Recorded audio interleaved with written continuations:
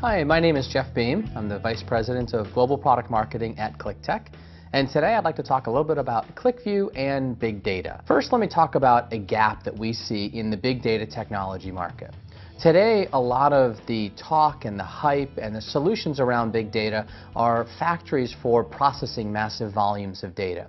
It's about how do I manage and store all of this big data, but it sort of forgets the obvious last problem here, which is how do I actually get value from that big data?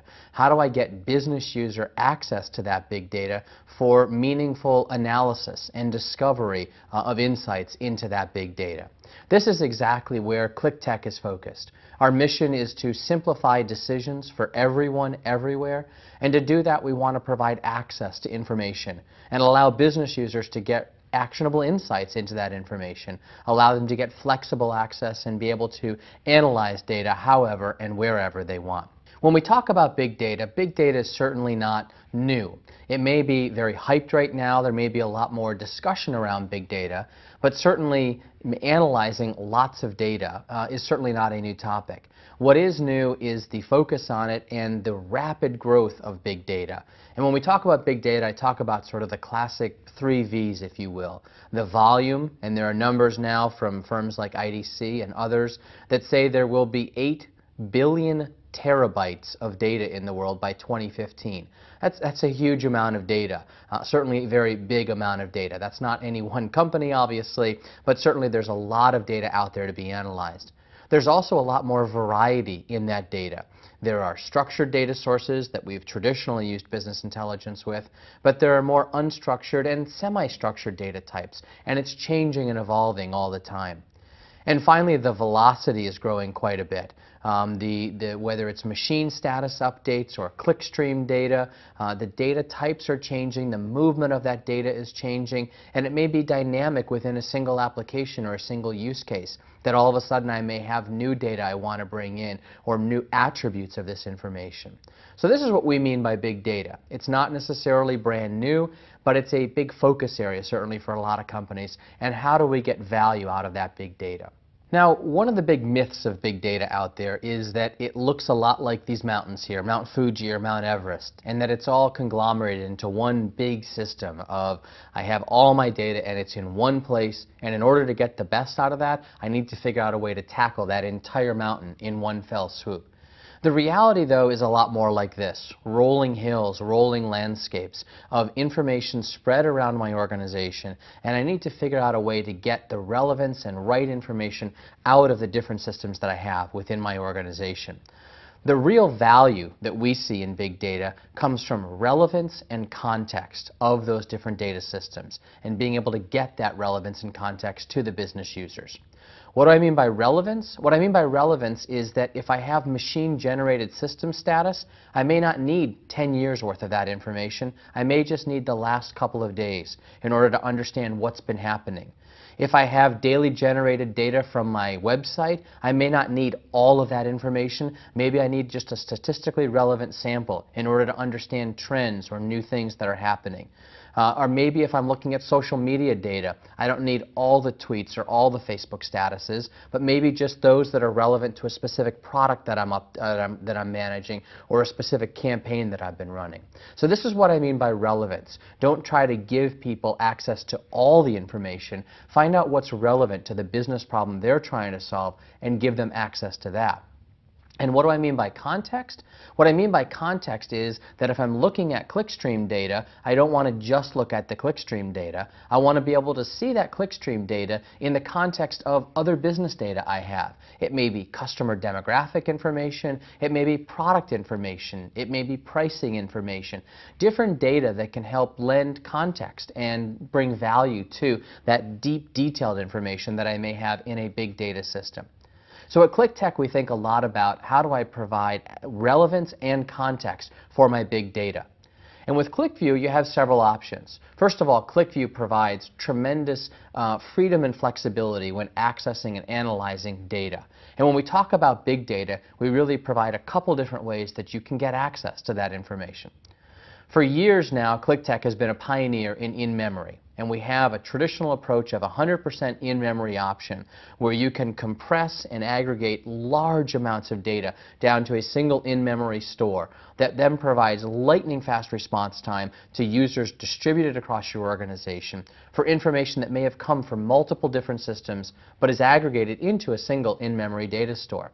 And in fact, if you look at a server capacity of 256 gig, you can get well over 2 terabytes of information into that, in 2 terabytes of uncompressed data into that without losing any of that detailed information. And so I can provide business users the relevance of the pocket they're looking at, but the freedom to go deeper into all the information of, again, upwards of terabytes of information. If your data set exceeds that, and if you have a lot more data that you need to provide deep insight into, we've recently introduced a new capability called direct discovery, which is really a hybrid approach to the problem of big data, where what direct discovery allows you to do is maintain that QlikView experience of being able to, again, navigate and flexibly flow through your data however you want without loading all that data into memory. So to go back into in-memory then, again, as I said, we've been in the in-memory space for quite a while. We were a pioneer here, and our R&D team has spent decades fine-tuning our in-memory engine for performance and scalability. In-memory is still magnitudes faster than disk, and if you're going to have a choice of the same data set being in-memory or on disk, it's always going to be faster and provide more interactive response times for business users to have that information in memory. It's also less affected by network latency if I have to be reaching back to source systems versus having that information already aggregated into an in-memory store on the server. And especially with the cost of RAM and memory capacities of servers following Moore's law, it's much more effective to have an in-memory engine with large amounts of memory as opposed to managing large disk-based systems. Now, what we provided with direct discovery, as I mentioned, really complements that, and it takes the associative capabilities of QlikView, the ability to immediately see and follow associations between different data sets, and it allows you to do that on data directly coming from an external data store. So if I have, for example, a large Hadoop cluster with clickstream data or transactional information, I may want to have the summary information loaded into QlikView in memory for very fast interactive response.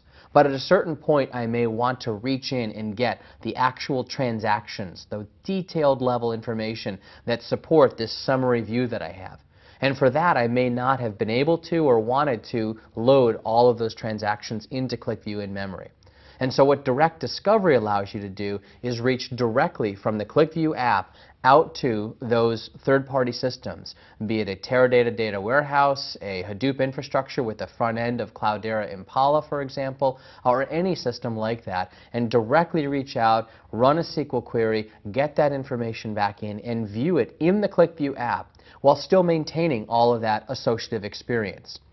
The benefits here are, of course, that you're getting this direct discovery, this direct access to big data while maintaining the same context of the QlikView user interface. You're no longer limited by memory in terms of wanting to scale up to much larger data sets. And again, you still get all of that QlikView user experience, the associative experience, the ability to rapidly develop new QlikView apps and deploy those out to large groups of users, the ability to collaborate, the ability to deploy this on mobile devices. All of our core business discovery capabilities are brought into a much larger data set thanks to direct discovery. And in fact, what this typically looks like is that I would have an in-memory set of data that is resident within the QlikView server, and I would have some direct discovery data within the same app. So that as I'm looking at an app, I'm looking at data that is blended from in-memory and direct discovery. And from a business user perspective, I really don't notice any difference, except that perhaps those queries out to an external system may take a little bit longer, depending on the nature of that query. But I still have all of, again, that great business discovery and QlikView experience. So what I'd like to do now is show you a QlikView app that uses direct discovery. As with all QlikView apps, it provides great interactivity, so I can select and immediately see my data updated to reflect the selections that I've made. And I can be selecting by demographic information, by financial information. But what's really important in this app is that I have data coming directly from a big data system, an external system where detailed sales volume is coming from outside of QlikView, whereas sort of the demographic information, the summary information, such as zip code or demographics, are coming from an in-memory data set held within QlikView.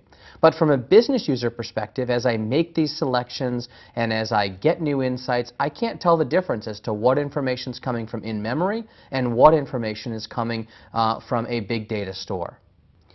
So this is the power of direct discovery and the ability to access big data with QlikView. So this is what I've been able to show you. Let me also talk about what some of our customers are experiencing. King.com is a large online gaming system, a gaming platform that provides tons of online gaming properties where, for the most part, they do not actually charge for using their games. Instead, what they're looking to do is get revenue from in-app purchases once you're playing those games. And so they use a large Hadoop cluster in order to capture tons of data about how users are using their systems, how to keep users in their games, and what sort of changes in games drive people to stay in the game longer and also to perhaps perform those in-app purchases in order to drive revenue for King.com. They get roughly 1.6 billion rows of data every day and load that into Hadoop. They then use technology capabilities within Hadoop to summarize that information down to a couple 100 million rows of summary information, and they load that into QlikView's in-memory system. The business users then at King.com can then understand customer browsing activity and player interactions and, again, what drives the sort of successful patterns that they want to see from their users. Looking forward, King.com is now looking at Cloudera Impala capabilities and direct discovery in order to, where necessary, complement this aggregated view that they're getting through QlikView in-memory system with direct access to the underlying transactions to get even deeper insights into specific behaviors that, again, may improve their revenue and improve the performance of their games. Another example is Virgin Media, and they have, in the UK, they have network elements and customer equipment out spread all over the country. And for them, if they can reduce the amount of time that number of times that they need to drive out, as they call a truck roll, and go out and visit these sites to collect information or fix problems, if they can reduce that, they save a lot of money.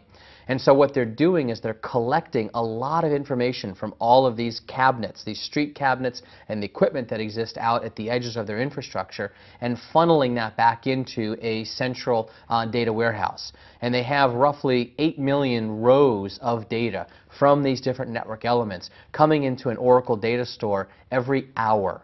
Massive amounts of data coming in every hour, and they use QlikView then as the front end of that, providing network monitoring and understanding how people are using this equipment and understanding the severity of issues that may be being reported.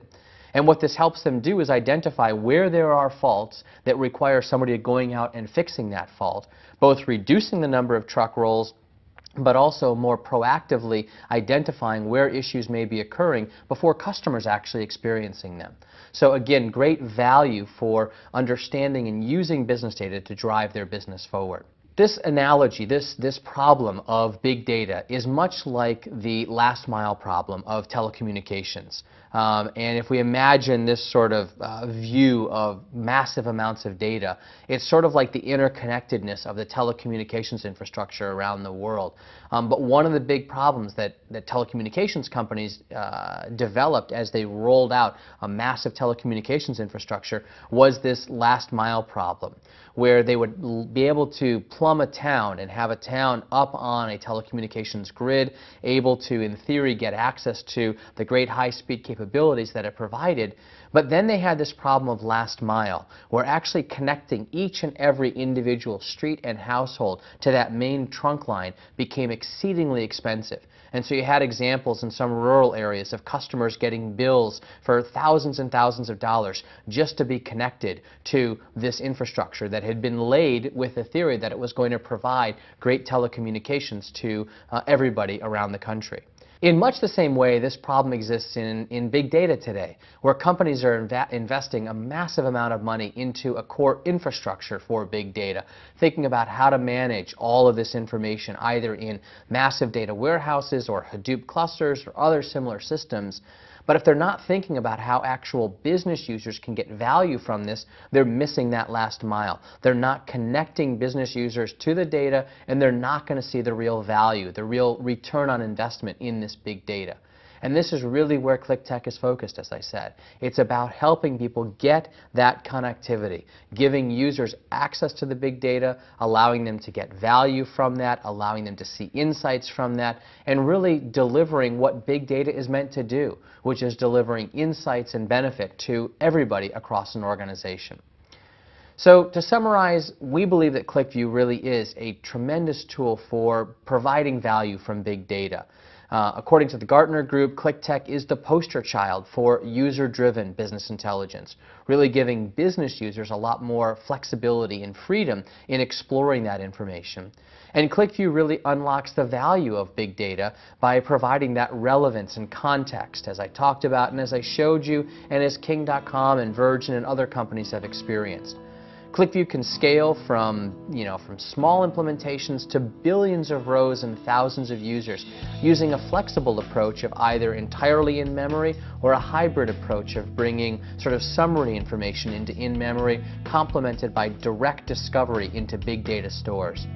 And as I mentioned in these examples and the thousands of others like it out there, QlikView has really proven that it can bring value to customers around the world in any industry. So this is QlikView and Big Data. Hopefully it's provided a little bit of insight into the problems you should be thinking about when trying to tackle big data and the role that QlikView can provide in really bringing value to those business users. Thank you.